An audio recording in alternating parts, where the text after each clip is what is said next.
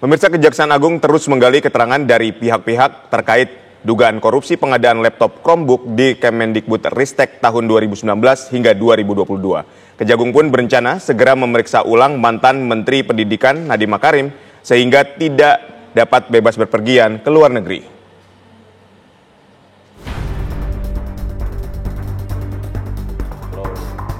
Penyidik Jampitsus Kejaksaan Agung terus menggali keterangan dari sejumlah pihak terkait kasus dugaan korupsi pengadaan laptop Chromebook di Kemendikbudristek. Usai memeriksa sejumlah mantan staf khusus dan juga mantan Menteri Pendidikan Nadiem Makarim, penyidik berencana segera memeriksa ulang Nadiem. Bagaimana peran para pihak-pihak yang sudah dipanggil.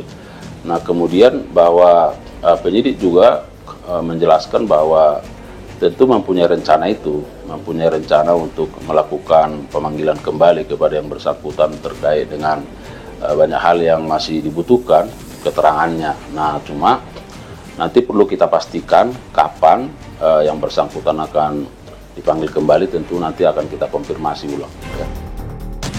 Diketahui dalam kasus dugaan korupsi pengadaan laptop Chromebook senilai 9,9 triliun rupiah di Kemendikbudristek tahun anggaran 2019 hingga 2022, belum satu orang pun ditetapkan sebagai tersangka.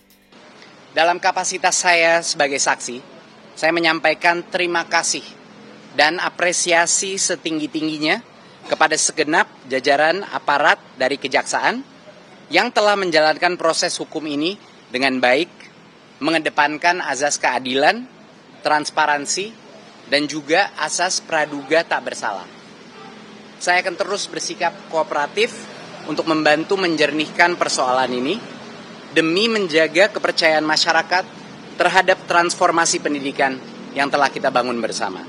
Sebelumnya, Nadiem telah dimintai keterangannya sebagai saksi dalam kasus dugaan pengadaan laptop dengan anggaran 9,9 triliun rupiah.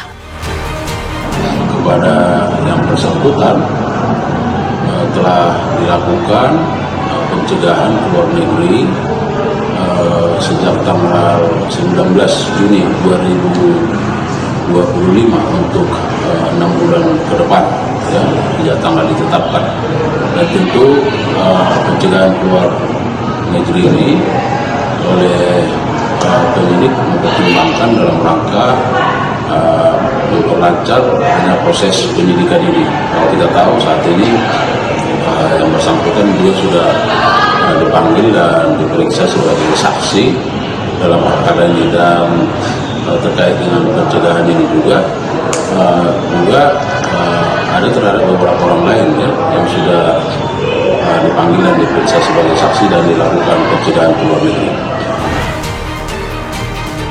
Untuk keperluan penyelidikan, mantan Mendikbudristek itu juga dicegah untuk bepergian ke luar negeri sejak 19 Juni hingga 6 bulan ke depan.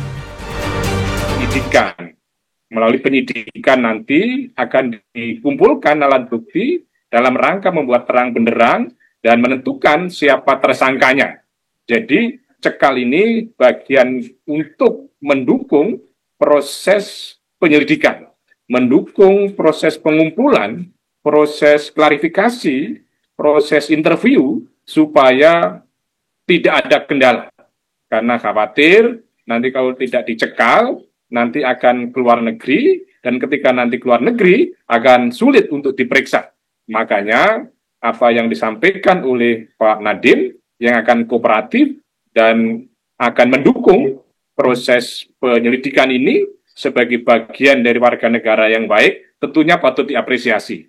Namun demikian, untuk memastikan kemudahan proses pemeriksaan, adalah menjadi salah satu kewenangan dari Kejaksaan Agung untuk melakukan pencekalan. Jadi ini adalah sebagai satu hal yang lumrah saja, dan nanti soal apakah nanti akan menjadi tersangka, masih proses yang harus diikuti. Jadi tidak serta-merta ketika dicekal, akan yang bersangkutan ditetapkan menjadi tersangka. Akan ada proses melakukan penyelidikan dan penyidikan. Masih ada tahapan-tahapan yang dilalui oleh penyidik Jaksa Agung Pidana Khusus Kejaksaan Agung. Gitu. Dari Jakarta, Robin Freddy, TV One mengabarkan.